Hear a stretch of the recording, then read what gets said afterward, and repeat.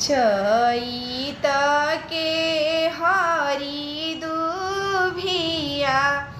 ए बाबा जोगी ठानी ले बाबा के दुलरुई कवनी फुआ फुआ अपने से आवेली है बाबा के दुलरुई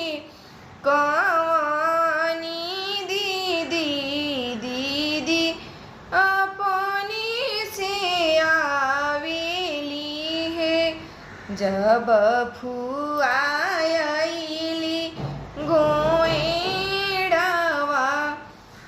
बाबा भैया महल में लुका गईनी है किया भैया मांगी रौरे सिकड़ी काहे महल में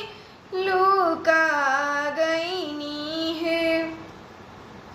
नाही दीदी